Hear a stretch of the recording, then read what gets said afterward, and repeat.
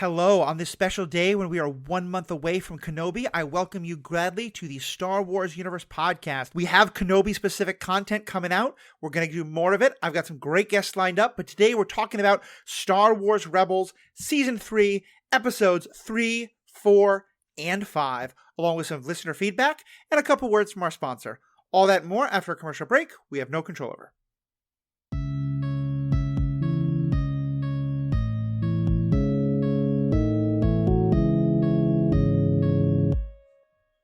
Welcome back. I'm Matthew, your host. I'm joined on all Rebel things, well, we hope most Rebel things, by Riki and Sarah Hayashi. Hayashi family, how y'all doing tonight?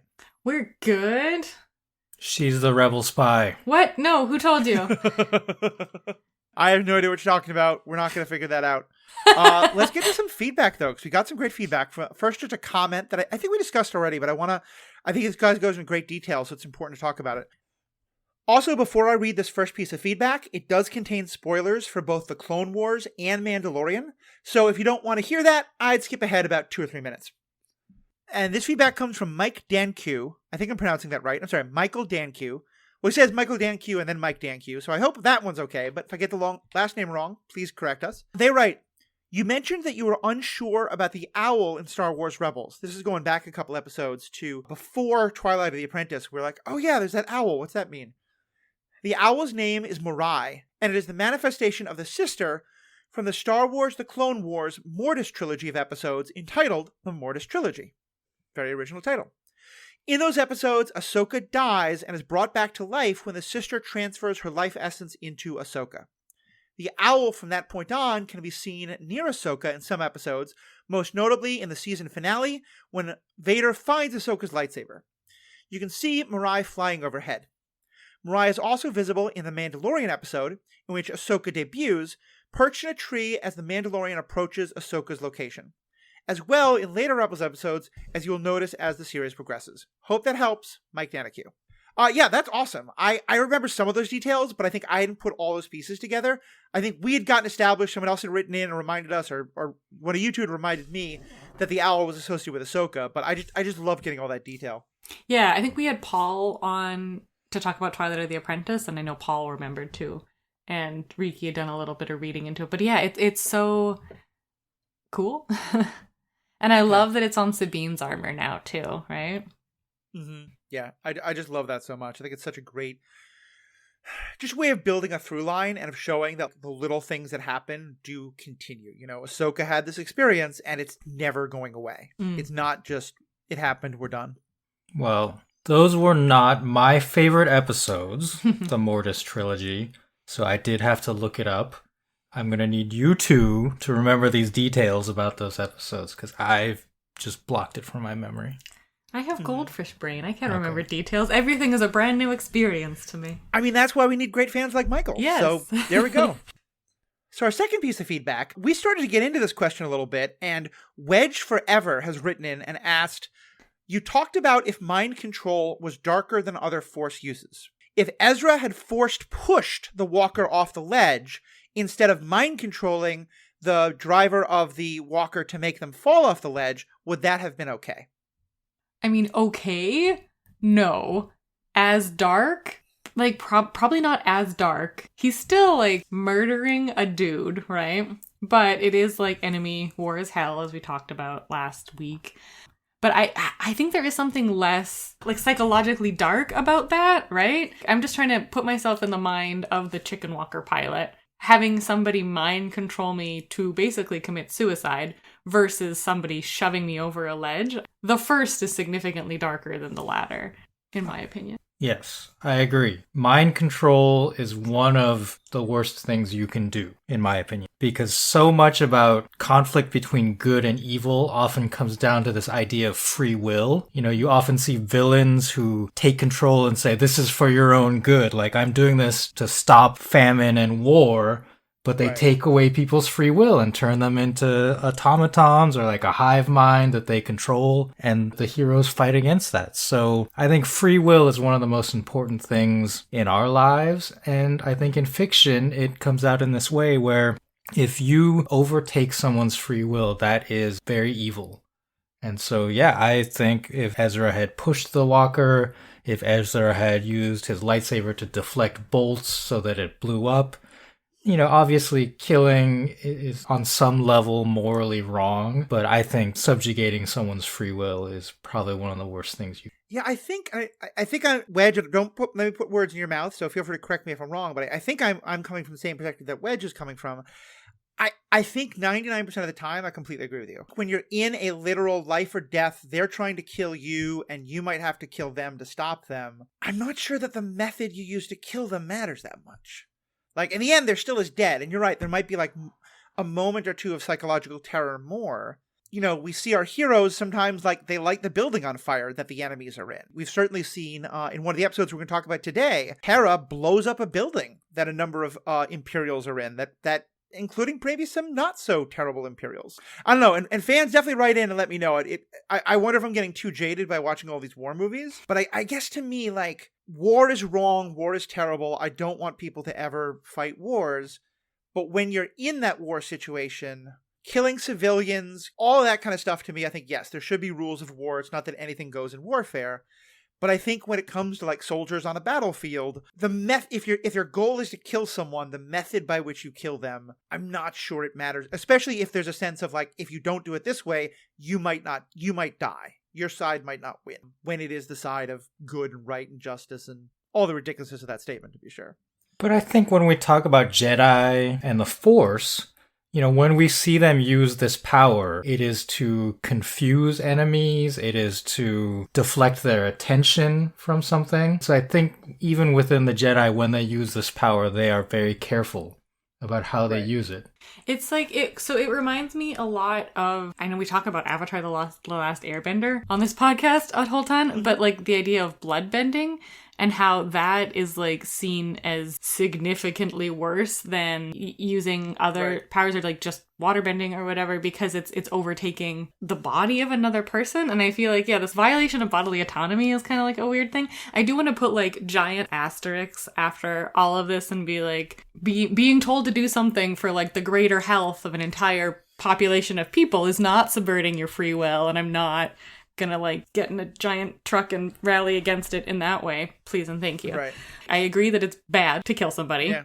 In both, like pushing them off a cliff or mind controlling them into jumping off a cliff, right? Both bad. But I do think there's like shades of badness, and I think it's less a reflection on the person who's been killed and more a reflection on like the person doing the killing, I guess. The person who's being killed is dead now. So I think you're right in that, like, it doesn't necessarily matter how that happened. The person who did the killing is still alive. And I think there's that, like, I don't know, like, the shades of badness lead to more, like, a psychological degradation. I don't know if that's making any sense, but... There's a violence and a violation to the use of the Force in this way. And what you mentioned earlier, right, talking about the pandemic and masking, right? There's a difference between having a rule in place that says you have to wear a mask to come into a certain space, like an airplane, versus people coming on board the plane if they were to physically restrain them and force them to put on masks, right? That's the difference I see, is like, you can have rules and say you have to follow these rules to participate in society, but to physically force someone to do something is worse. And then like this, in this case, mentally force them to do something. Mm-hmm. And I do think it's like, it's a little weird because we're talking about a purely hypothetical situation, right? Because mind control happily does not exist in the real world. Yeah, I guess I'm just like, to me, when someone's trying to kill me, that's the biggest violation of my agency and my bodily autonomy I can imagine. And so to me, I kind of feel like anything in response to that. Well, let me ask you this. And we'll move past this. I just think it's a fascinating conversation, especially if our fans are writing in about it. In the original movies, Obi-Wan doing the whole, these are not the droids you're looking for, he, like you said, he's trying to trick someone, he's trying to get by, he's trying to get the plans where they need to stop genocidal destruction of planets. I'm fine with him doing that. In the prequels, at one point, someone comes in and tries to sell him the very subtly named Death Stick, and Obi-Wan just takes control of this person's mind and tells him, you're not going to sell Death Sticks anymore, you're going to go home and rethink your life choices. Are Death Stick cigarettes? Is that what's happening here? It is. I see. I think something like that. To me, that is fundamentally worse than what Ezra does, because there's no life or death situation. Obi-Wan is in no danger from this person. some other people might, like, getting this guy to stop is a good thing, but there's no immediate urgency to it.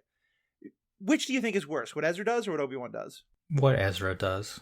Interesting. Yeah, I'm gonna agree. And again, just like putting myself in the mind of the victim, like I don't think what Obi-Wan does is great by any way, shape, or form, right? Because like, who knows about the life situation of this random death stick seller? Yeah, I think they're both bad. I want to again say both bad. But yeah, I don't know. Just like putting myself in the mind of this pilot and like watching myself kill myself seems really bad. Whereas like having someone push me over a cliff seems less bad. Watching someone like tell me to not sell drugs / cigarettes, also like kind of not great. But yeah, I don't know. Yeah, it's the degrees of the will, right? And the death stick dealer probably to some degree realizes what he's doing is wrong, but whatever, economic reason or something, he's doing it. And then to be convinced by the Jedi power to not do it anymore, okay, is overriding his free will, but maybe part of him was like, yeah, I probably shouldn't be doing it. Whereas in this combat, the pilot of the walker, very much his intention is to eliminate his enemies and then to completely override that. I think if we go back and watch it, we probably even see the pilot struggling, right, against this thing that's controlling him. We don't see the pilot at all, which I think is very intentional on like the part of the creators. You see him at the beginning because it's a kid too, which is like extra because he's got the cadet helmet on. We don't see him struggling. We see the feet of the walker moving towards the cliff and then like Ezra moving. I thought when Ezra did the grip of like gripping the... I think it might just be like hands gripping. Okay. We don't... But that... Yeah. But we do like... The pilot's very much dehumanized with like the helmet and everything. Just like the original, like these aren't the droids you're looking for, stormtroopers, right? Right. Yeah, I think you're right. It's a great question. I'm sure, like, I think on some level, I just don't believe in it. Like, if it's a life or death fight, I don't believe in the idea of honorable combat. Like, just that's fair. Combat, there's no such thing as honor.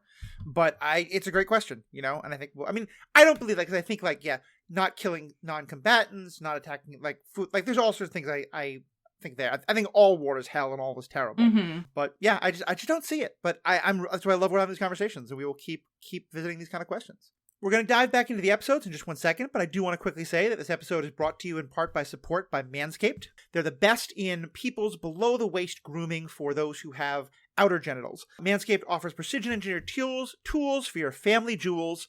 They write poetry. I don't write it. Manscaped recently launched the Ultimate Hygiene Bundle, the Performance Package. Join over 4 million people worldwide who trust Manscaped with this exclusive offer. Anyone who uses the discount code SWUP, the initials for this podcast, Star Wars Universe Podcast, SWUP, go to manscaped.com and check it out. And I mentioned before, I've been using their products. There's a deodorant that I never really thought would be useful, but actually is super helpful. Their boxers are incredibly supportive, and the grooming tools are... I've tried them before and generally thought, like, this is not a great idea. I'd rather just do very individual stuff, but it works much better. The blades are quite sharp, but also very safe. I am very good at cutting myself, no matter where on my body I'm shaving. I have yet to cut myself. Ricky is making a face at that, so we will move past this. But I'll say that one of the great things is that this 4th generation trimmer they have, it has not only a cutting edge ceramic blade to reduce the gramming accidents, but it also has, it's waterproof and it has a 400 LED spotlight. So you can use it to shower, you can use it to get an exact look. I never thought people would put this much attention into it, but it works. The crop preserver is the deodorant. The crop reviver is kind of like a toner. I never thought it, but it just makes everything feel better. So check out Manscaped. Go to manscaped.com, use the discount code SWUP, and get 20% off. But don't take 20% off because it's good safety material. So now that we've further traumatized Riki with those comments, let's dive back into the episodes. So Callus manscapes, right? Oh yeah, I think he does. 100%. Look at those mutton chops. There's no way he's not using some precision trimming down there. Here's the thing. Does Garazeb? Nah, he's like hairy all over. That would just be like... some people, they just want to... Just that one it's like part, one bald patch? That'd be strange. They talk about his smell a lot. Yeah. So maybe he should get the deodorant. Yeah, that might be the plan. We don't actually know anything about the body parts of the Lasat, so We don't know if it would work, but maybe. Manscaped, if you're listening, tell us what your products would do for different alien races. Yeah. We would love to know. Anyway, let's get back to the actual episodes. And by the way, folks, if you don't want to hear more episodes like that, tell me to revive my Patreon, because we can make it work. But yeah, so episode 3, these are 3 different episodes. We're going to talk about each of them individually. We start with episode 3, The Holocrons of Fate. So it's a standalone, but it's very much continuing the story up till now. And in this episode, Kanan Jarrus and Ezra Bridger and some rebel soldiers are about to dock onto another rebel cruiser. The cruiser is seen to be damaged, so they board to investigate. There's a soldier lying on the ground who claims that a red blade cut him and was forced to give up the Ghost Crew location. They contact Hera only to find out that Maul has already captured them. And there's a great moment where they're like, they're sure it's Inquisitors, but nope, it's their old friend Maul. Kanan and Ezra agree to give Maul both the Sith and Jedi holocrons, which, by the way, I have some ethical questions about. If not, the rest of the crew of the Ghost will die. Kanan and Ezra return to the Bendu to retrieve the Sith holocron. The Bendu first tests Kanan and Ezra by having them navigate a cave infested with Adelon's native Kranka hexapod spiders. Kanan teaches Ezra to be able to move among the spiders without alerting them, very similar to as the Bendu taught Kanan, and to retrieve the holocron. The Bendu then warns the pair that if the Jedi and Sith holocrons are combined, they'd be able to grant the wielder immeasurable knowledge, but at a price. Kanan and Ezra then meet with Maul. Kanan rescues the Ghost Crew while Maul combines the holocrons with Ezra. Kanan manages to interrupt the process. Maul flees, gleefully muttering, "He lives." Ezra receives visions of various locations, including twin suns, but cannot make sense of them, and Kanan assures him that they will find the answers. One of the things I think I'm most amazed at with Rebels is just there is never a moment that isn't necessary to the episode. Because think about like how much happens in this episode. Like we haven't even mentioned all the great throwaway lines, the fact that they figure out that Maul has robotic legs, and so they play with the magnetism of the ship to try to trap him. And it all happens in 22 minutes. These are some of the most packed episodes I've ever seen of any show. Having Maul come back is delightful. Just because he's like such a fun character, and also like seeing his, I mean, maybe spoilers, but I think it's pretty clear that this is Obi-Wan who he's after to try and get to with the he lives thing. But I don't know, maybe I'm misremembering or misinterpreting that. And yeah, getting some fun exposition there is great. Like the post Crimson Dawn Maul, I don't know. It's Old Man Maul? Old Man Maul, yeah. I wanted to say Old Man Maul, but he doesn't seem like he's actually that old, but I guess he is technically. I don't know. He's in the prime of his life. He's like in retirement, just having a blast, doing the stuff that he wants to do, and I am here for it. It's funny because I remember when I first saw The Phantom Menace, like I'd seen all the advertisements, and the character never speaks. And for the first half of the movie or so, it seems, the character doesn't speak. And I knew in part this was because he was being played by a fight choreographer who didn't have much acting experience, Ray Park, although he's an amazing fighter. And he did fine in the acting, but he had very few lines. And I remember thinking, I think that character would be even more effective if he never spoke. Because he's just so good as this silent terror. And now we've gone now he is a chatterbox. Absolutely. And he's got so much to say, but it's great. I feel like the evolution is earned because of how much he's gone through. If you look at him in Phantom Menace and look at him now, it's just such a character growth. Big glow up, yeah. Yeah, and I also like him referring to Ezra as like our apprentice to Kanan is just like chef's kiss. The like, oh, I didn't mean to blind you. I meant to kill you. Like, yeah, he's got so many good lines. I'm very glad that he's talking.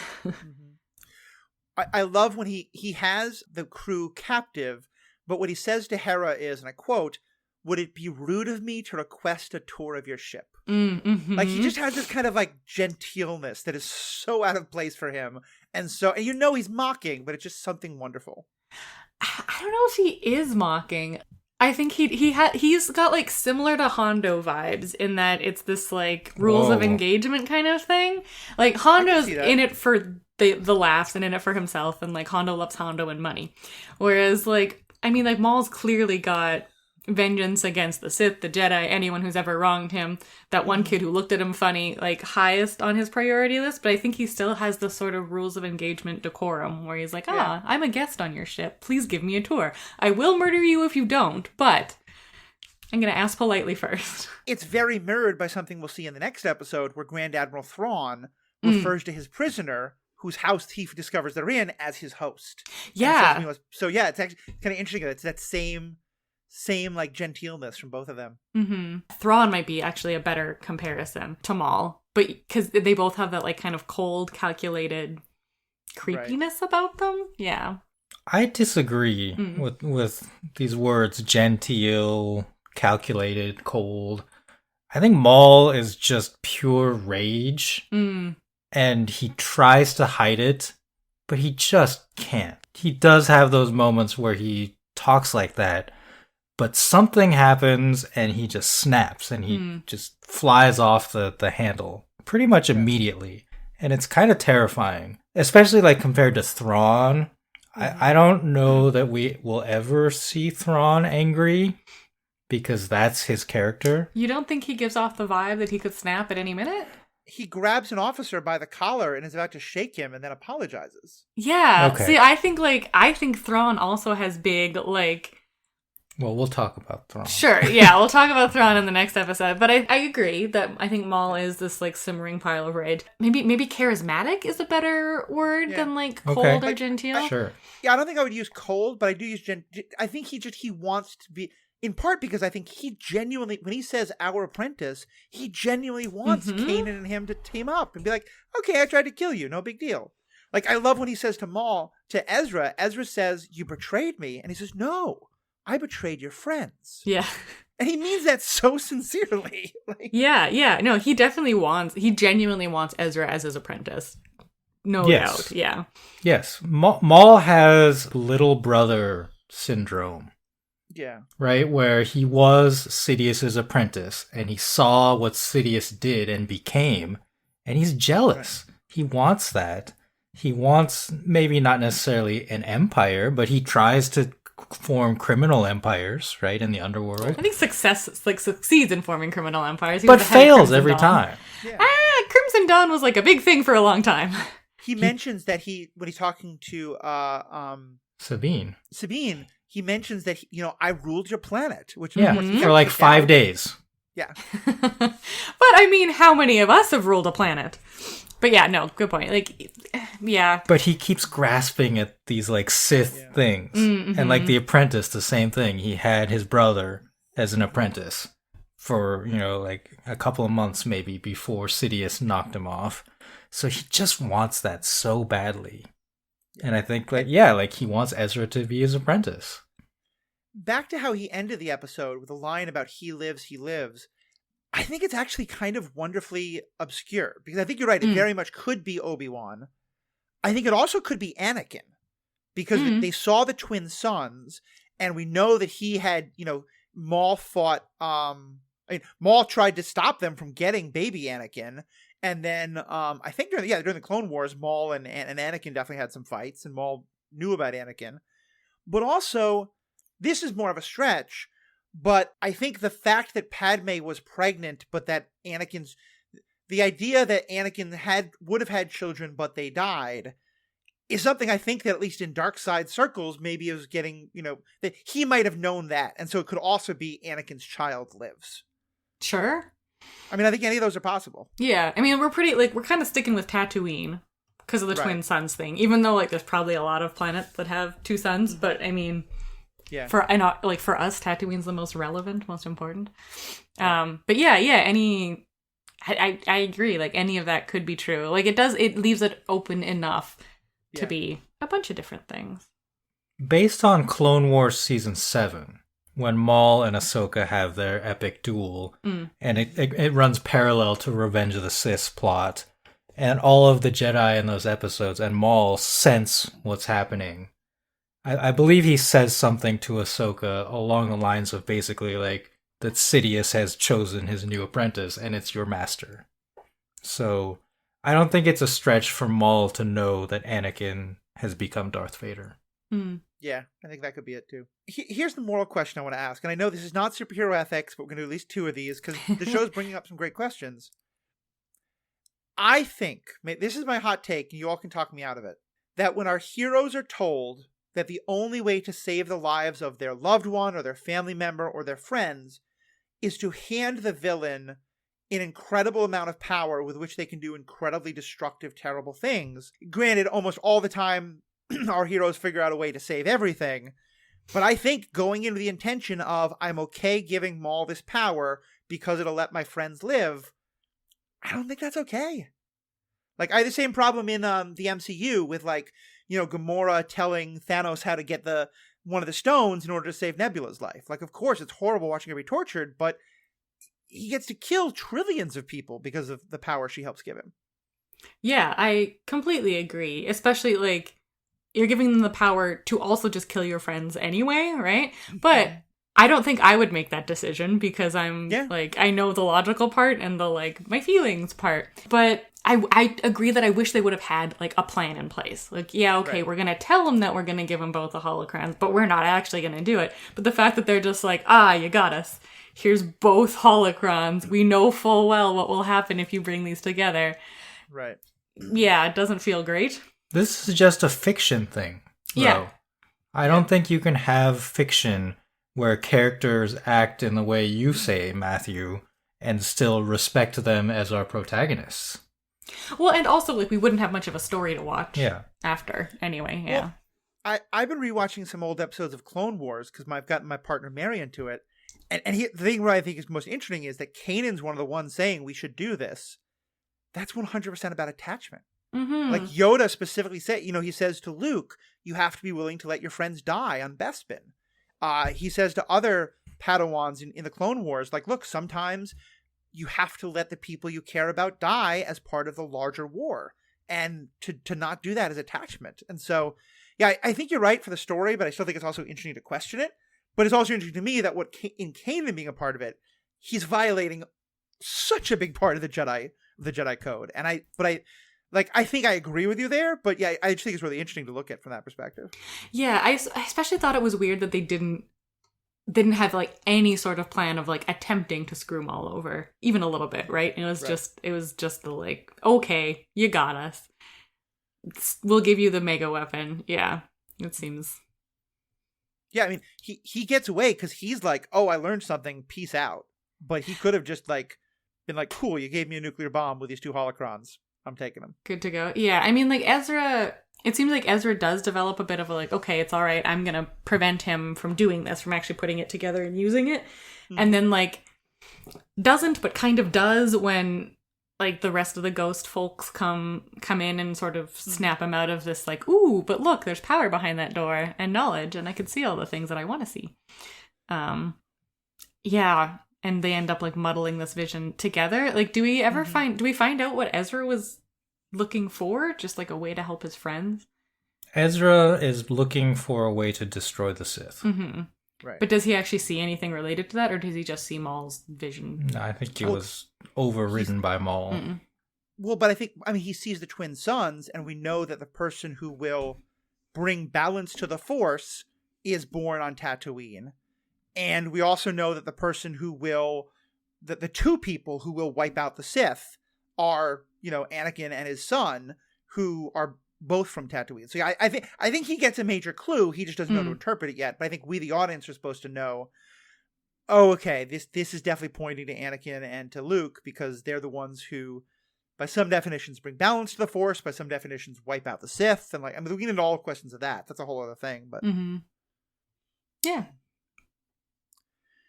One other thing on the whole point about the non-attachment. A lot of what this episode is about Kanan and Ezra learning to kind of reconnect after they've had all this hardship with it, and they hug. Yeah. Which, like, again, like, can you imagine Obi-Wan and Qui-Gon hugging? Like, just they never showing affection between men showing affection between each other in any context is kind of unique, and we need more of. But also for 2 Jedi to do it is just like, oh, Yoda's spinning in his grave, but I love it. Well, Yoda's not dead yet in this context, but you know what I mean. Yeah. I think, like, Kanan is the attachment Jedi, though, right? Like, I mean, he's got Hera. Yeah. And I think he's become less attached after his, like, Jedi knighting thing, or at least, like, is trying to be because he thinks that's what he should be doing, especially, like, going off to, like, talk to the Bendu, not really being involved in missions anymore. But I think he's coming back around and realizing that, like, the attachment is giving him power, which leads to bad things according to Jedi High Council, but he's not your traditional Jedi, for better or for worse. I think for better, but... And it's so powerful that in that moment, Kanan not only says that he forgives Ezra, but tells Ezra that he has to forgive himself, which goes back to the conversation that Ezra and Hera had about him blaming himself for what happened to Ahsoka and Kanan at the temple. Right. And he shows that by not just saying, I will go get the holocron and I'll keep it. He says, Ezra, I trust you to use it. And if you think you should give it to Maul, I'll trust you. Yeah. Which I think is dumb, but is a shining trust. Yeah.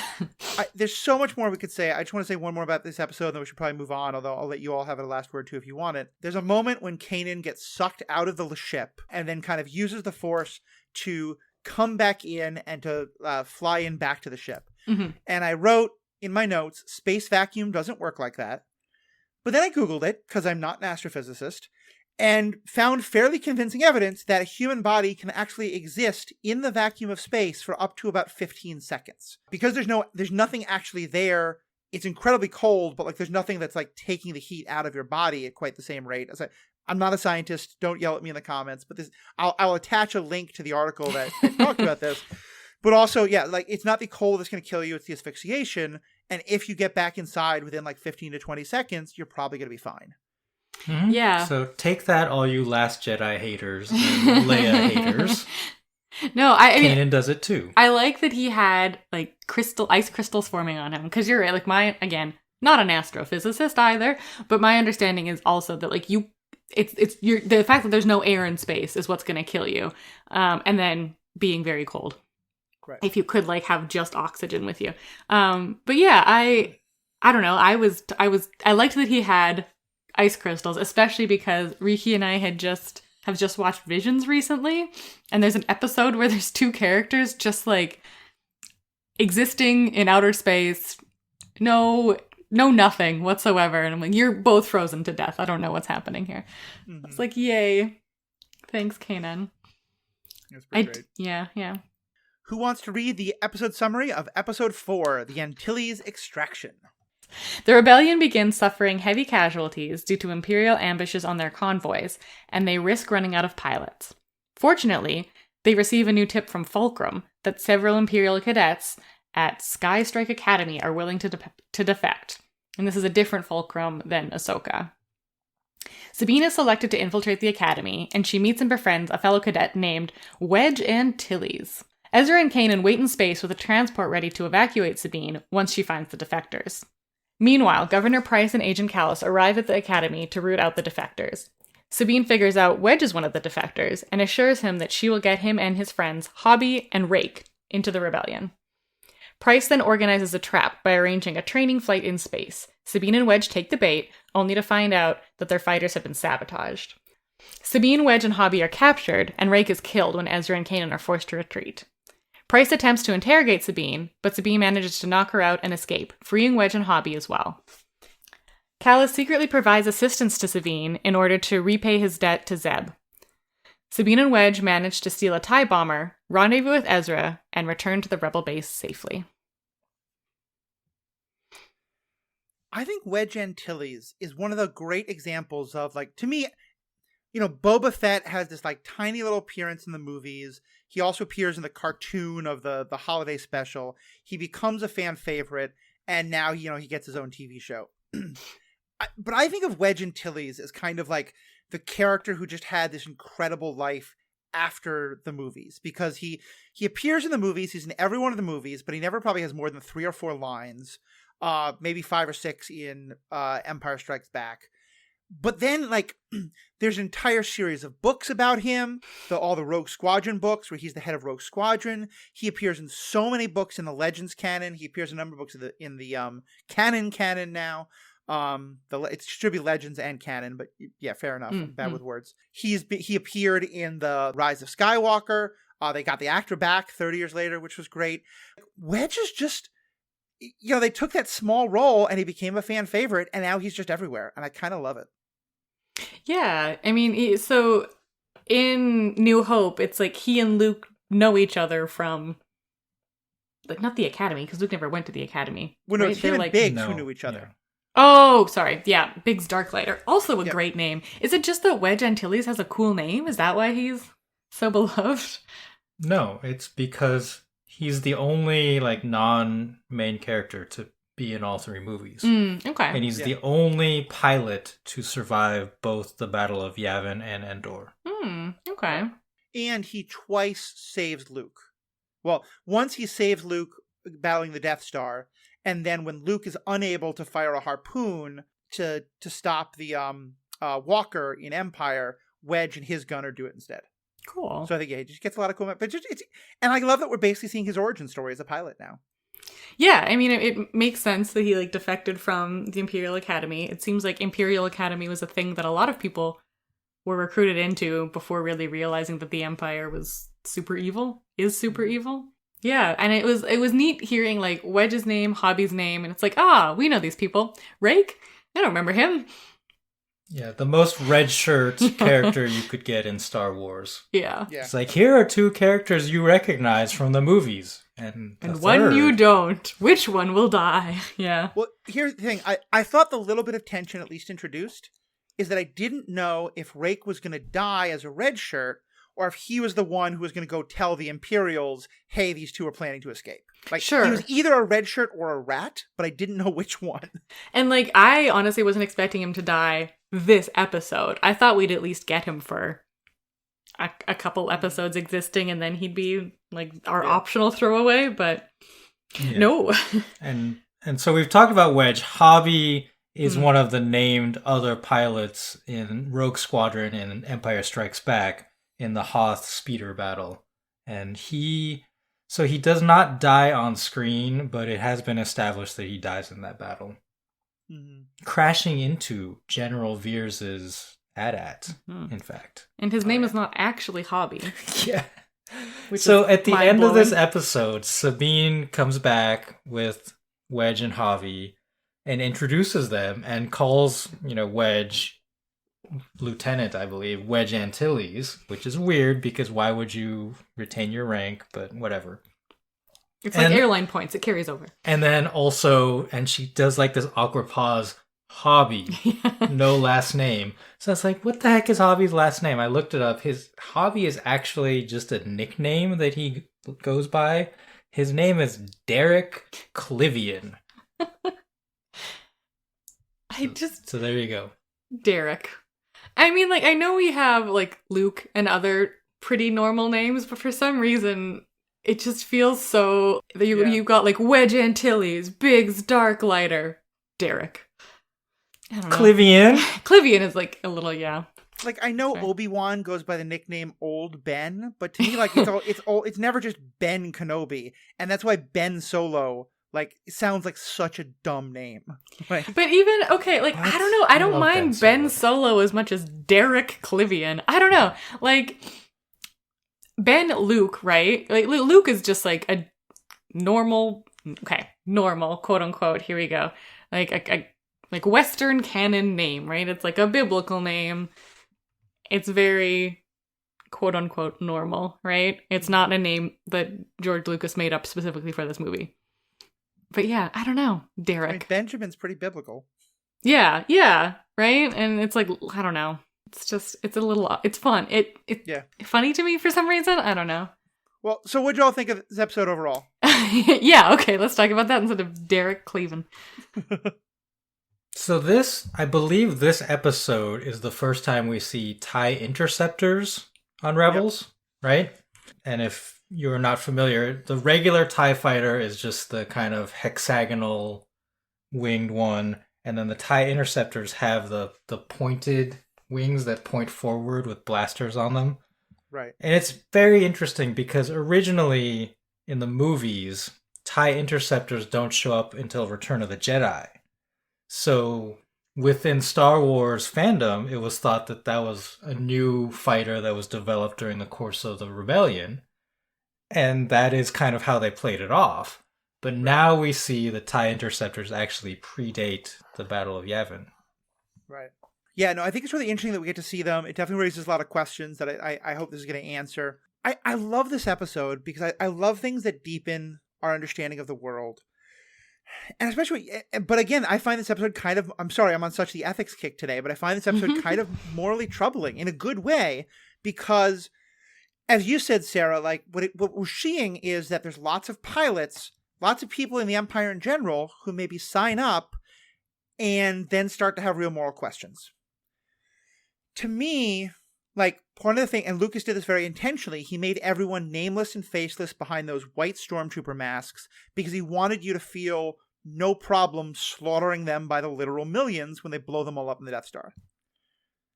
Once you tell me that, like, it's not just Wedge is 1 in a million, but there's a number of pilots who feel this way, what that tells me is a lot of the people who Luke shoots down are probably in the, well, I can't get out, I have to follow orders or else I'm in trouble. Kind of like, conscripted soldiers kind of thing.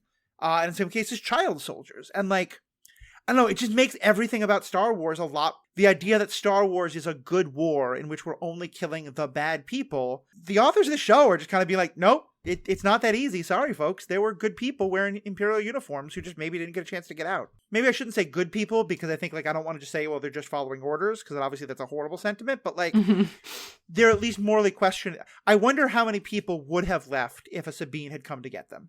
Mm. And especially, like, at this point in time, because I don't think the Empire has descended into, like, its obviously evil phase yet. Like, it's still, like, I think there are still people who are like, oh, the Empire is just bringing us order. It's a new government. They're just, like, imposing new rules. This rebel Imperial uprising Senate is still like, in existence and being like a nice fig leaf. There's no Death and it's Star. like there's no Death Star. We're not just, like, blowing up planets whole hog yet. Like, it's, they're still evil, but it's not, like, as you would say, mustache twirling evil yet, I think. So this idea of, like, people are just being conscripted. Like, Luke wants to go join the Imperial Academy because it's just, like, what you do, right? And he says he hates the Empire, but still he wants to submit his application to the Academy. Mm-hmm. But all those people, Matthew, still follow their orders. Yeah. And do stuff. The bad things, yeah. Mm-hmm. And I think that's what sets heroes apart in this universe. Wedge risks his life to contact the rebellion and try to find a way out, and then it pays off for him, and he becomes an amazing hero after this. So I think there's something to be said for that kind of narrative of the people who take these extraordinary risks to get out of a bad situation are the heroes, right? Mm-hmm. Oh, I'm not saying that there's a whole bunch of other heroes. I'm just saying they're not all they're clearly not all mustache twirling evil people. Especially when you consider how many of them are recruited as children and how many are just fed a diet of propaganda. It's kind of like how after Vietnam, there was all this hate directed to returning U.S. vets. But then after, like, the wars in Iraq and Afghanistan, I think not by everyone, but a lot of people on the more liberal side had an attitude of, like, what the army is doing is horrific and terrible. And we think soldiers who go along with clearly illegal orders have to be punished. But we also recognize that most of the soldiers were probably starting to get recruited at 15 or 16, coming from horrible life circumstances. Like, that there's all these factors that make us go, like, the private fighting isn't necessarily the one to direct the moral anger at. And that's kind of all I mean, is that I think, they're following orders. The morally better thing to do is to resist, especially after you see Alderaan, especially after all of that. But to me, it introduces moral grayness instead of the, like, original George Lucas, like, these are all just the evil McEvil, shoot them with, no moral qualms. Yeah, and it's, I don't know. It's just, like, really tricky, because, like, life is really tricky. I don't know. The, like, administrator who's, like, typing up Death Star reports is, like, ultimately still working for the Empire, right? Even if they're doing some sort of, like, banal data entry job, they're still helping this, like, giant evil machine. But yeah, it's, I don't know. Killing people with faces is different than killing people without them, I guess, is, like, maybe the point you're trying to make. To me, there's a very interesting choice being made when you start introducing the idea of that the people who have been the bad guys throughout all the movies have a lot more moral grayness than we might have originally thought. Like, okay, I think, like, Callus in this episode too, right? Like, he's one of our big baddies, but ends up helping our heroes briefly to just, like, repay Zeb, right? He's like, tell Zeb we're even. Good, avoid the 3rd and 5th floors. Thank you very much. Mm-hmm. And I love that moment. I love that he says the full name. He says, "Tell Garazeb Aurelius we're even." Mm-hmm. And then I'm in love with him. That's my headcanon. But I just love that moment from Kalis. I think, especially because everyone thinks that they're captured. Sabine does not understand at all. And when Sabine asks him, that's when he says we're even. You know, and it was just like, yeah. I didn't for a moment doubt him. And this, I think, is the voice actor just doing an incredible job. He's just so clearly sincere in that moment. Mm-hmm. Yeah, it is like, you're like, uh-oh, they're caught by Callus. And he's just like, we're even now. We're squaresies. I will help you this one time. And it's, yeah, I don't know. Those mutton chops, man, they get to you. I also like brown-haired Sabine, right? And I think we get another good Ezra being a little bit of a dick moment where he's like, oh, I've done this before. Why don't I get to lead this mission? Me, who always introduces myself as Jabba the Hutt and makes like a really big scene and is known, like my face is probably on posters. Why don't I get to be the one doing the secret infiltration mission? It's like, calm down, Ezra. You're not the only one here. We're going to have a Sabine episode now. Which is good. Because, like, yeah, I mean, we point out, like, Sabine was in the Imperial Academy for, didn't you say, like, a few years? 4 years? 5 years? Something like that? Yeah. Yeah, I think she's another one of these who was going to be an Imperial pilot, or maybe even was, and then said, no, I can't do this, and defected. Mm-hmm. Yeah, and, like, when Wedge and Rake and Hobby are talking, they're like, or maybe it's just when Wedge is talking to Sabine, they say, like, oh, yeah, I want to get out, but, you know, that's not really an option. Before Sabine reveals, like, yes, it is. I'm one of the rebels that you contacted. Right. And then just a great scene after they're captured and Price is interrogating them. Oh, jeez. Because we have not gotten a lot of Governor Price, and this was her moment to shine. She just chews up that scenery and does a reasonable job in hand-to-hand combat against Sabine. Yeah. My like weird one nitpicky thing with this episode is I think General Price is animated really strangely. I don't know if, Matthew, if you picked up on that. I pointed it out to Riki. Her character model is just like super flat and her eyes are like really weirdly positioned on her face. I don't know. It's strange. It makes me feel like if she was maybe thrown in there last minute and they were going to have a different character instead of Governor Price. But I'm glad that it is Price because we saw her in season 1. We haven't seen much of her. She's now back in season 3. We saw her like talking with Thrawn. And yeah, I'm glad that Price is getting back into the fold. Yeah.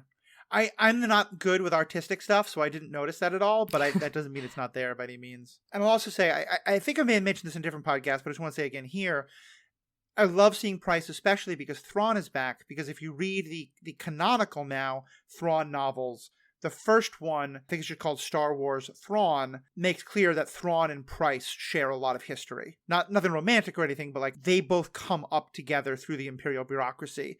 Him in the military and her as a governor, like first as an administrator, but they're very connected in a lot of ways. So it's kind of great to see her coming back as part of him coming back. Yeah, and like last episode, we saw her paying a lot of deference to Grand Admiral Thrawn now, especially like in the moment where Kalis kind of questions him. She like shoots him right down and is like, Thrawn's got a plan, don't you worry about it.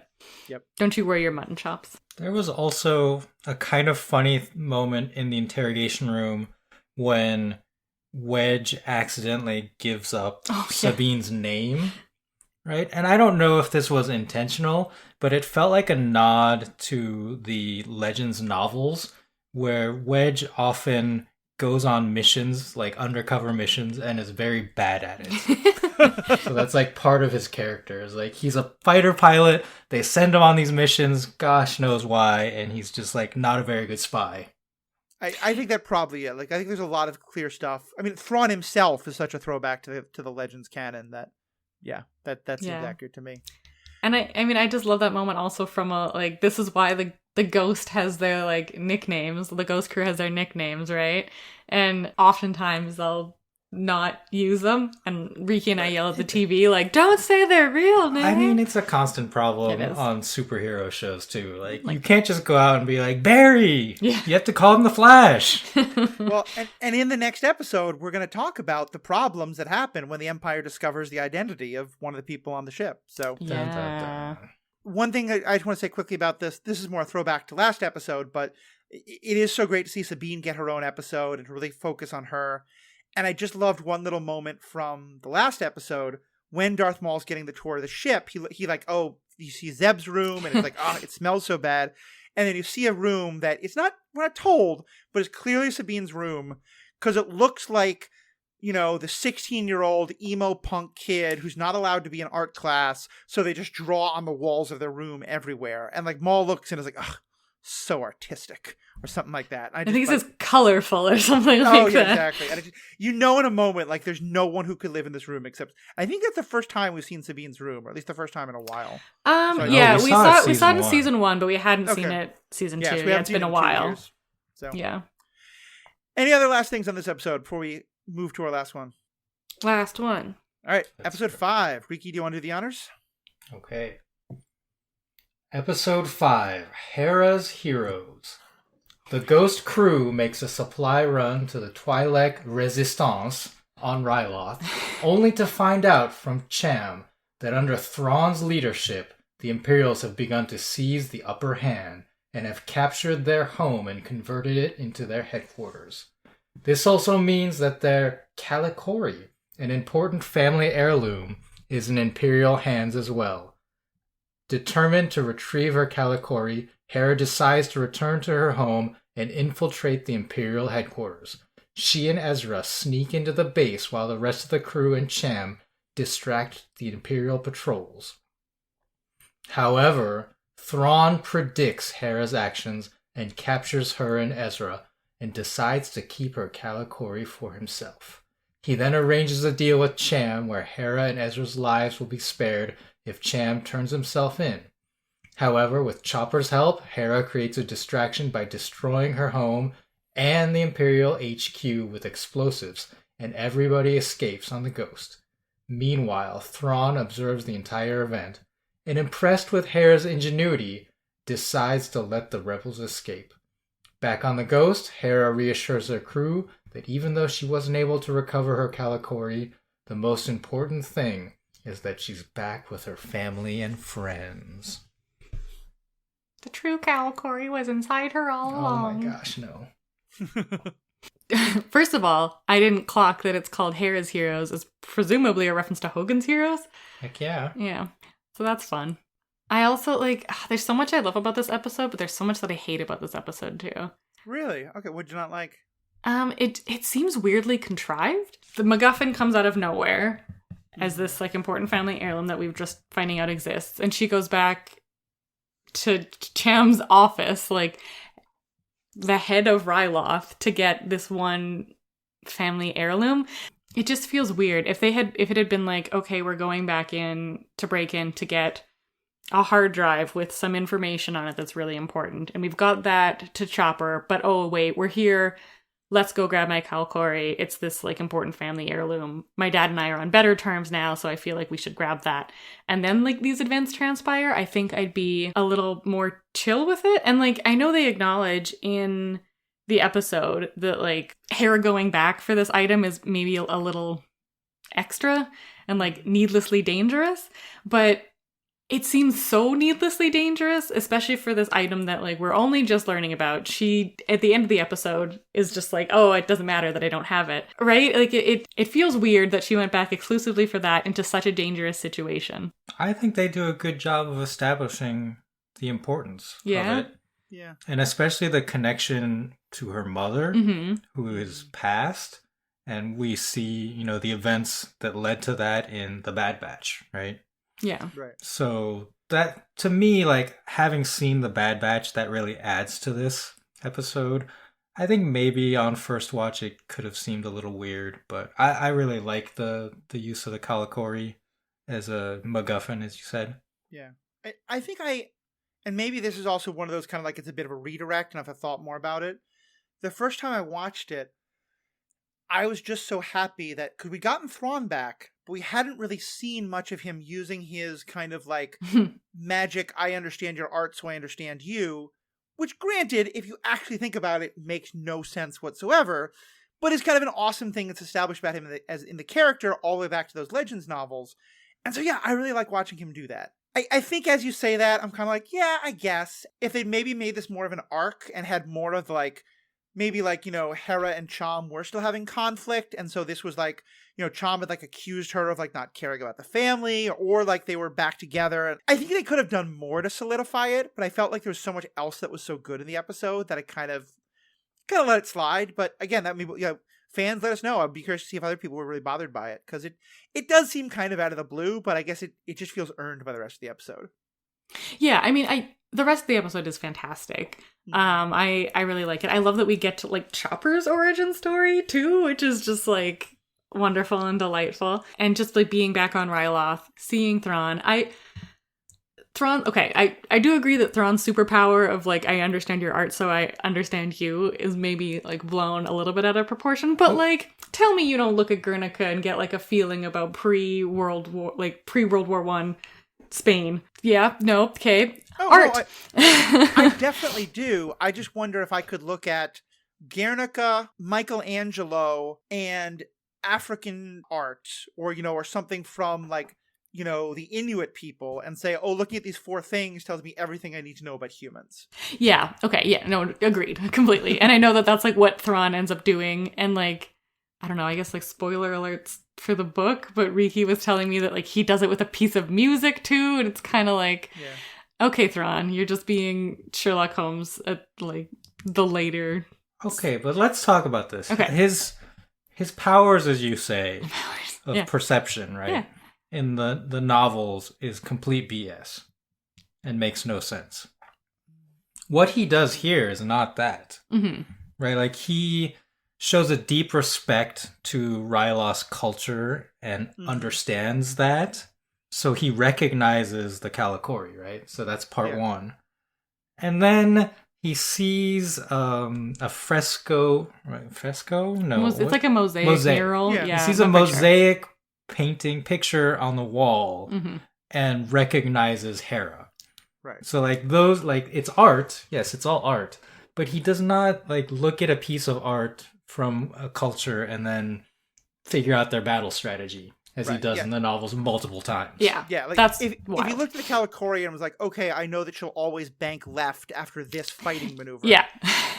I think you're actually right. In this episode, what he does makes total sense. And like I said, he does get it. I love that, like, when the Imperial soldiers, like, we should just burn the Kalikori, in a very almost kind of Vader move, he like grabs him by the lapels and is about to shake him, but then goes, oh, I'm sorry. And he both apologizes, but also has the most like wonderfully backhanded insult of, I just forget that not everyone appreciates art the way I do. Yeah, so you're right. He does get heated. And it's weird because it's like the community thing of, like, I can forgive genocide, but I draw the line at destroying art. Yeah. Well, and it's just kind of weird moment where he's like, I'm sorry. I will not physically assault you. I'm just going to destroy your pride. With this cutting remark that you're probably not smart enough to understand anyway. I forget this guy's name. The Slavin, thank you. Or Slavin? I don't even know. But yeah, this is a person that like Cham, I think it's Slavin. Slavin? Yeah. Okay. Cham refers to him and is like, his battle strategy has been sloppy AF, but then turns out he has this one amazing move. And then we later realize that like clearly Thrawn has stepped in. Right. To like make Slavin amazing. But Slavin is like quite bumbling. Like they're interrogating Hera in front of a picture of Hera and her family, and he's just like, slave, get back to the kitchens. Yeah. Right? And like, dude, pay like a modicum's more attention, and I think you could have figured this out on your own. But it's something we talked about with the Empire, that they underestimate their enemies. Yeah, totally. And he cannot see what's literally right in front of him because of that. And also because of his racism, right? Yeah. Probably. And like Cham even points out, like, you guys don't have the benefit of the Empire underestimating you anymore. Right. And another thing we talked about that I think this is kind of a beautiful callback to in terms of how she tries to fool them and fools everyone but Thrawn. I think it was in the first season when we learned that Hera is Cham's daughter, and she went back to deal with him. And we talked about how she code switches and how she kind of like falls back into the accent, into like more of the mannerisms of where she grew up, and how she doesn't do those things when she's with the rebels.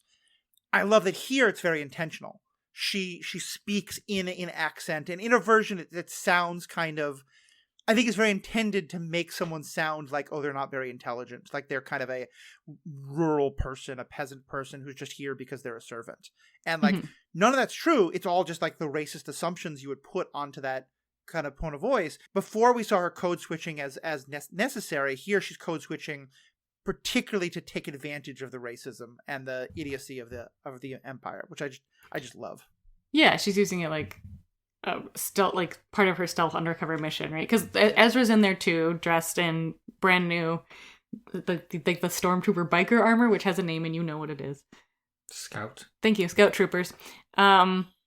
Who, I mean, I love the Scout Trooper scene as well, which I think we should talk about.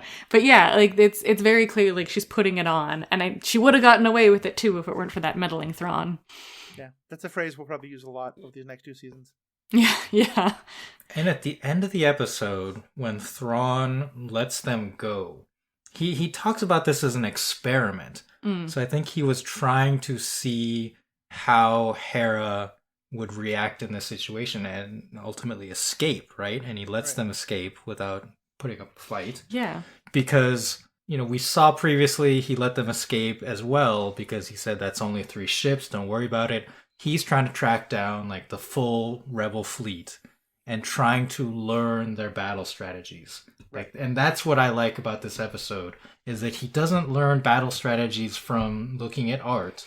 He is studying Hera herself. Right. Mm-hmm. Yeah, I agree. At first I was like, it's so weird that Thrawn's just letting them go. This seems really out of character, but it's not, right? He doesn't care about the rebels as just the rebels. He wants the whole Rebel Alliance. Yeah, I mean, I think it's that kind of attitude of like, do you jump at like the first, when you start to pull one thread in a criminal organization, do you just arrest that person, or do you be like, okay, now that we have this in, we're going to follow them to find out who their top person is and their top person is, like kind of, he's showing a lot of patience. He's not just going to jump at the first opportunity, in part because he's seen everyone else fail at that. He really wants to do this right. And it makes him both a compelling villain and a scary villain, which I really, really like. Our heroes have been running rings around the Empire, and the only problem is that the Empire has 1,000 people for every one of them, but we know they're always going to outsmart them. I don't know that they're going to outsmart Thrawn, and that's kind of fantastic. One other little moment that I loved is Hera comes out and she says, Father, I'm so sorry. And he, of course, thinks it means because she's surrendering and because she's allowing this trade to go forward. And he says, no, it's okay. And she goes, no, I mean about the house. And there's just like one moment where he's like, what? And then the house blows up. And it's just comic gold, as well as it's like, of course, that's how she'd tell her father. And he just has this like, wait, you were serious? Like, it was just, I love that moment. Yeah, it feels like it's playing into the trope of like the teen who has a house party when their parents are gone. I think you alluded to earlier, Matthew, about this whole like, you've just exploded a whole bunch of people. But like not just Imperials, right? Like the fact that Slavin mistook Hera for a kitchen worker implies that there were Twi'leks living and working in that house that she has just done exploded. Yeah, I don't think she got a chance to warn them and have them get out. Yeah. Yeah, and like just choppers like gleefully placing bombs everywhere. Yeah. I think we're going to do a brief spoiler section to talk about 1 or 2 things that came up. Is there any other last things we want to say about this episode, though? I want to talk about the Scout Trooper on the blurgs. Go for it. And not thinking, I mean, it's like a very brief scene, but it's like really amazing, and I love it. Where it's very beginning of the episode, Cham and Gobi, I think, is the other name of his compatriot, and there's a woman whose name starts with N, and I'm forgetting it. Yell at me in the comments. They're escaping the Empire. The rebels are coming in, but he's like, we don't have time to land. So they're like, it's okay, just turn around, go in the exact opposite direction. We got you covered. The rebel ship takes out most of the Imperials, but there's one scout trooper following them. So like the Ghost opens up its ramp for the blurgs to like jump backwards onto, and then the scout trooper follows them, which my gut instinct was like, uh-oh, he followed them, but obviously follows them immediately into like the entire ghost crew pointing blasters in their face. And Zeb says like, you didn't think that one through, did ya? Which I think is just like a delightful little moment. Yeah. And he's like, oh, kid doesn't have your armor yet. Sorry. And just like clocks him. It was Yeah. also kind of funny to see the blurg just looking very confused in the background that it's now on the ship. Yeah, as they like get like scooped up by the thing. I love the blurg too, which are the little like two-legged, short-armed, tadpole-looking guys that the Twi'leks are riding around in this episode. Yeah. Well, and that's one of those funny things where, I don't know if this happens for you, but like, there'll be something that I never notice until someone else points it out, and then suddenly I can't help but see it everywhere. And for me, I would have never noticed the blurg so much if we hadn't had a whole like episode about learning to ride a blurg early in the first season of Mandalorian. But now I'm like, oh look, it's the blurgs. Yeah. And this came years before that. It's not like Mandalorian started the blurgs. The blurgs were there way before, but now they're just everywhere. Yeah. They're great. They're just like, I don't know, they're adorable creatures too. And wonderful. And one dies, R.I.P. As well as like several other Twi'leks. I think that's more important. But Very true. Very true. I would like to talk about something I noticed, which someone else on the internet noticed. One other human being at least has asked this question. And it is, why does Thrawn mispronounce Hera's name? He also mispronounced Hondo's name. We didn't talk about that. So we pronounce it Hera Syndulla, and Thrawn pronounces it Syndulla. And the easy answer is no one told Lars Mikkelsen how to pronounce this name, and he just applied like his Danish accent to it. Right. But I think an interesting thing is that, names have power. Right? In fantasy settings, if you know someone's name, you can cast spells and whatnot. And I think intentionally mispronouncing someone's name also carries with it some power and some, basically like a slap to the face. Mm-hmm.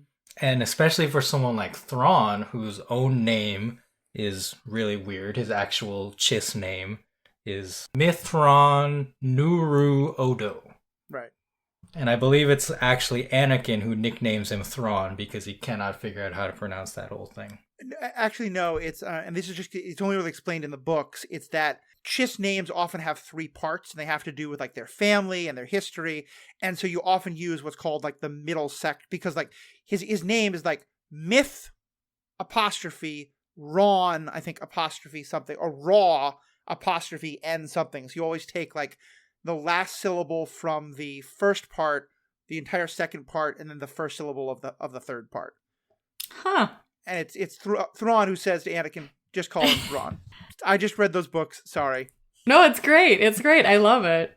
Also, it's better than I'm going to just call you Chewie because I'm not pronouncing that every time. Yeah. Also, while I'm correcting weird things, but no problems whatsoever, but just so we don't get more emails, Guernica, you're right, is incredibly important painting, but it's about Spanish Civil War. It's not pre-World War I. Okay, I thought it was right, but it's right before. It's not it's interwar period. Right, it's about the Spanish Civil War that takes place. It's about the bombing of Guernica. The bombing of Guernica, yeah. Yeah, but that happens in the Spanish Civil War before World War II. So I think that's what I'm thinking of. Yeah, I think I meant to say before, it's the interwar period. I didn't realize it was Spanish Civil War. I thought it was just interwar Spain. Mm-hmm. Yep. Sorry, every art history teacher I've had. Anyway. So yeah, I was going to say, especially for someone like Thrawn, who is literally the only non-human that we see in the Empire. Right. Mm-hmm. Right, there's something to it about him being alone and having to be in a different culture and not be able to use his own full name because no one can pronounce it. And I think in the novels, only Emperor Palpatine is the one who uses his full name. So again, that's kind of I have power over you because I am the one who knows your full name and can actually say it. Here's my question, though, because we know that Hera code switches. And I know certainly that, in our own world, and this is, I think a lot of people are starting to stop doing this, people will often, tell people a easier to pronounce version of their name because it's just easier than, constantly correcting people. And, Riki, you wrote a really great article about this, about how your name is Riki, not Ricky, and, that's important. The point I'm getting to is kind of wondering if maybe Thrawn thinks that actually is the real pronunciation, and Syndulla is what she tells non-Twi'leks because it's easier, or just because that's kind of the equivalent of the Anglicization, the humanization of her name. Have we ever heard Cham in his accent say his last name? I can't remember. I was going to say a similar thing, Matthew. It has big, I'm pronouncing your name correctly energy, right. Even if he's not actually doing it. If correct means in my Yeah. Danish slash That's accent. Yeah. That's possible too. But the fact that in the previous episode he pronounced Hondo's name differently than every other character we've had also. Right. So Hondo Onaka is how everyone says it, and he said something more like Onaka? Onaka. Yeah. Right. But I think it tracks like the same way, right? Yeah. Of like maybe he's trying to pronounce it in the quote unquote Weequay way, which wouldn't be to pronounce it at all because Weequay don't have a spoken language. Oh. Yeah, like, it feels like he's like, no, I'm telling you the correct way of pronouncing your name because I'm correct, because I'm Thrawn. Right. One thing that some of the later Thrawn novels establish is that their language is so different than Basic, which is the language in Star Wars that everyone's supposed to be speaking. Like, there's some sounds in Basic that don't occur in the Chiss language, and so he will often mispronounce them and has to be corrected. Yeah, there's so many layers here because you've got a person who doesn't speak human languages, who's trying to speak human and Twi'lek languages, played by an actor who didn't grow up speaking English, who speaks Danish and has learned English. So yeah, I think like I kind of would love Dave Filoni to clarify this at some point. Like, is it? I mean, he may not want to because he may not just want to embarrass Mikkelsen, but like, is this kind of like how Tarkin keeps referring to Princess Leia, which, as far as I understand, is like, that was one of the best actors they had on set, and George Lucas was a nobody and didn't want to correct him. Yeah, it could be the actor. It could be that he's doing it intentionally. It could be to show that he doesn't understand. Well, no one told Billy D. Williams that it was Han. Yeah, so it's like Han the whole time. Yeah, I mean, one of the greatest retcons of all so time good. in Solo. I know you hate Solo, I love Solo. But the fact that it corrected this mistake or explained this mistake is awesome. I agree that the real answer is probably like either they didn't tell Lars because he is a big name and they don't want to be like BT Dubs. It's Onaka, it's Syndulla. Or they did correct him, but the takes where they like pre-correcting him were just better takes, so they just use those regardless. But I like the like sort of canon-y, retcon-y ways that we're bringing up, because like it feels like it fits so great with Thrawn, especially his whole like art is so important vibes. Like, it has big colonizer vibes coming off Thrawn, right? Mm-hmm. With like, I'm a keep all this art. This art is really important to me because it teaches me so much about these cultures.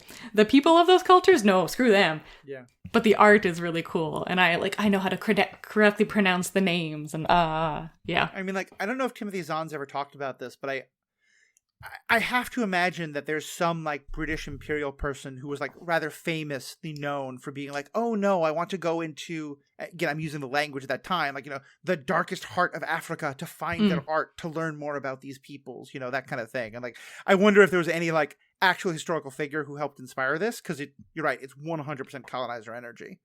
Mm-hmm. Certainly, I know probably a lot. It's probably a load. Yeah, I mean, like, actually, I don't even look. Like, I know Theodore Roosevelt. The Museum of Natural History in New York City is a fantastic museum, and they've modernized a lot. But it used to be pretty horrible because it was both like all this stuff of like dead animals that he'd gone out and shot, but also because there was a lot of these like panoramas of the life of various, tribal peoples that Theodore Roosevelt had like collected these artifacts to learn more about the various tribals.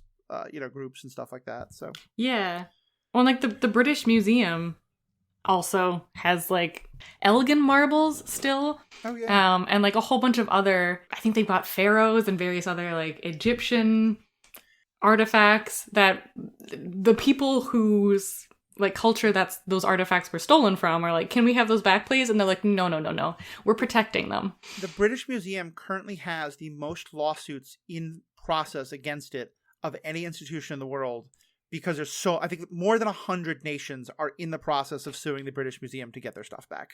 Yeah, good. This belongs in a museum in its home country. Yeah. Yes. Yeah. Any last things either you want to say? No, we're good. I'll just say quickly, a lot of great things being done. Sarah and Riki have talked about all the great stuff that they're doing. You can check out their links. We'll make sure to have them in the show notes. If you want to know more about this podcast and my other podcasts, go to theethicalpanda.com, all one word. There you can also find all the ways to contact us. As you heard, we love listener feedback. Let us know what you think. We'd love to talk about it. Also, please go to manscaped.com. If you see anything you like for yourself or a partner or a friend or family member, whatever it is, maybe a family member would be a little weird, but I don't want to, I don't want to shame. Siblings, that's fine. Yeah, Some families. I don't want my sister buying me any of this stuff, but whatever Fair. your family might be, millennials are weird. But the point is, go to manscaped.com and use the promo code SWUP. SWUP, the initials of the show, get 20% off. So if you haven't seen more of the show you want to check out, definitely I'd suggest doing it. We're going to some major spoilers. Thank you very much for listening. Have a great day. And for everybody else, spoilers in 3, 2, 1. We're starting to get those hints that Callus is Fulcrum. Yeah, I think we talked about, so in the very first episode, we hear Fulcrum. Right. And knowing that it's Callus, you're like, oh yeah, that's Callus with vocal modulation. Similar to like knowing that Fulcrum is Ahsoka, you can tell like, oh yeah, that's Ahsoka. But yeah, I think it's like vague enough. And I love the very like, okay, tell Zeb we're even explanation. Although like in universe, I don't think it makes a load of sense. Like I think Callus could have just told Sabine, I'm Fulcrum. Avoid the 3rd and 5th floors. Peace. But like as an audience watching the story, I love that it's kept open enough that like obviously we can't have Callus actively trying to harm Sabine from escaping, but we need a reason as to why he's doing that. That's not obviously, oh, he's Fulcrum. I think I would believe that having Callus knows who Darth Vader is and knows that Darth Vader is very good at getting people to tell him things that they don't want to tell. And also he knows Sabine is, maybe in his mind, stupid enough to walk into literally the belly of the beast in this Imperial Academy. If I'm Callus, I'm not trusting my life to the idea that Sabine won't give up the secret that I'm just about to tell her. Okay, that's fair. Yeah, that makes sense too. I was going to go in the other direction and say that it might not be believable for Callus to tell Sabine, I'm Fulcrum. Like, he might not be believed because of how strong of an antagonist he's been to them up to this point. Like, you mean Sabine wouldn't believe him? Yeah. Yeah. It's over the course of this season, we are going to get more of Fulcrum, and then the reveal and Callus acting as Fulcrum. And that's going to establish trust, and they're still not going to trust him, I think, at some point. And it reminds me of the Rise of Skywalker, when Hux reveals that he was the spy. It's like, no, like this is just not good. Like, it's not believable. I don't know. I believe Hux, but yeah, anyway. Oh yeah, I definitely believe, but I believe also Hux is completely out for, like, there's a lot of reasons I don't like that movie, none of which have to do with Rey, because Rey is awesome, but I would have been a lot more upset at that movie if there had been some level of this is Hux's redemption. And so the fact that it's like, yeah, Hux, you try to be a spy because you're a turncoat and you'll turn on everyone, and we're glad you helped us, but when he gets shot, everybody cheered in the audience. Like, I was fine with that. Yeah. The one other interpretation I think I could offer for Callus is, and I want to look very closely to see if we get more clues, is that maybe he thinks delivering 1 or 2 secret messages and now doing this, like maybe he is feeling like, now that I've done this, now I'm even with Garazeb and it's over. Like maybe he thinks he's not going to keep sending Fulcrum messages. That could be. I know. So, okay, previous episode we talked about in our spoiler section whether or not we thought that Callus was already Fulcrum, and I think we all kind of agreed like, no, not yet. But now looking back and realizing how quickly we get, hey, it's new Fulcrum, I think he is already, like in the previous episode when Thrawn comes in, and sorry, like this is 2 episodes ago, 1 episode for us, words, and he's kind of chastising Thrawn for murdering civilians. Like, I think he's already Fulcrum at that point. And yeah, while, like, I don't disagree with that interpretation of, like, maybe he does. Maybe he's like, okay, that's it. I can quit anytime I want. We're done. I don't know. I think he's questioned the Empire too much at this point to not just, like, go full Fulcrum. Right. Yeah, and he has a moment in this episode where Governor Price needles him. Right? She says something like, maybe I'll teach you something. And he has a look on his face like he's just fed up with this nonsense of the backstabbing and the everyone out for themselves attitude of the Empire. I think it's really true. Yeah, I mean, I think it speaks to how good the writing is, that he's such... Part of me is so frustrated that we never get to see, like, the flashback. We never get to see... Like, you could have easily had an episode where once they all know it's Callus, and they're like, how did this happen? And he's like, let me tell you. And so the whole episode is basically through Callus's eyes, the flashback of what actually happened. Mm-hmm. And I love that we never get that. I love that we just never... I want it, but I love that we never get it. Yeah, I agree with you that I'm glad we don't get the full... I mean, maybe, I don't know, maybe we will in a novel at some point. Right. Somewhere down the line. I'm not, like, necessarily opposed to it, but yeah, I love that in this, we don't get the flashback of, like, and here's why. Like, it seems obvious why, right? Like, the moment he had with Zeb on that moon of Geonosis... Right. Changed so much in him, and like going back to like seeing Zeb go back to his family of the rebels, and Zeb going back to like the Empire, who's like, oh, I guess you're still alive. Neat. Right. That scene at the end of the episode, the Honorable Ones, I think it's called, where he is sitting alone in his room. I love that scene. I mean, nothing happens, right? Like there's okay, so both of you, which sitting alone in their room scene are you like, that one or the one where Ezra opens the Sith holocron is your favorite? Oh, Callus. Really? Yeah. Because the Sith holocron, he's not just sitting in his room. He's doing something incredibly significant. That's fair. I would have compared him just sitting in his room, spoilers for Bad Batch, to Crossfire sitting alone in his room during Bad Batch. To me, that's in their barracks. Yeah. Yeah. Yeah, I love it. And I think to me there is still some grayness of, especially the way he is such a person of honor.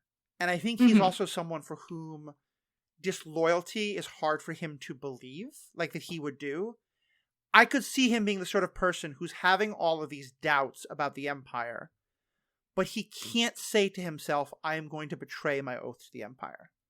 So what he says is, I owe a debt of honor to this Garazeb person, and so I'm going to start doing this. And then once he starts, like he goes, also, he then, realizes that Thrawn is coming back, who loves murdering civilians.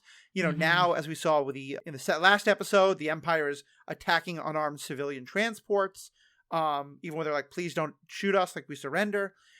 I think it's like, I don't think that the entire process of Callus changing everything he believes happens that day that he meets Garazeb, but I think that like that starts a process that over the course of this season we're watching happen. All right, well, I think that's about all I had to say in a spoiler. We're passing the 90-minute mark, which I think is our longest so far. Any other last comments though from either of you before we wrap up? All right, well, on behalf of all three of us, thank you all for listening. Love to hear your comments. theethicalpanda.com. Thank you so much. Have a great day. Swap. Maniacal laugh.